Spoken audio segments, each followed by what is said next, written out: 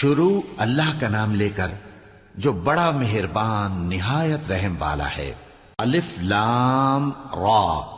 یہ ایک پر نور کتاب ہے، اس کو ہم نے تم پر اس لیے نازل کیا ہے کہ تم لوگوں کو اندھیروں سے نکال کر روشنی کی طرف لے جاؤ، یعنی ان کے پروردگار کے حکم سے عزت والے خوبیوں والے مالک کے راستے کی طرف،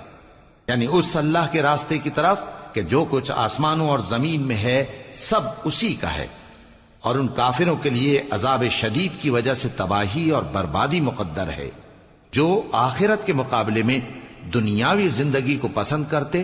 اور لوگوں کو اللہ کے راستے سے روکتے اور اس میں کجی چاہتے ہیں۔ یہ لوگ بڑے دور کی گمراہی میں ہیں، اور ہم نے کوئی پیغمبر نہیں بھیجا مگر وہ اپنی قوم کی زبان بولتا تھا تاکہ انہیں احکام الہی کھول کھول کر بتا دے۔ پھر اللہ جسے چاہتا ہے گمراہ رہنے دیتا ہے اور جسے چاہتا ہے ہدایت دیتا ہے، اور وہ غالب ہے، حکمت والا ہے۔ اور ہم نے موسیٰ کو اپنی نشانیاں دے کر بھیجا کہ اپنی قوم کو تاریکیوں سے نکال کر روشنی میں لے جاؤ اور ان کو اللہ کے دن یاد دلاؤ،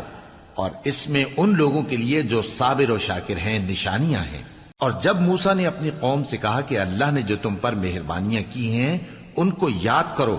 جبکہ اس نے تم کو فرعون کی قوم سے رہائی بخشی، وہ لوگ تمہیں برے برے عذاب دیتے تھے اور تمہارے بیٹوں کو مار ڈالتے تھے اور تمہاری لڑکیوں کو زندہ رہنے دیتے تھے،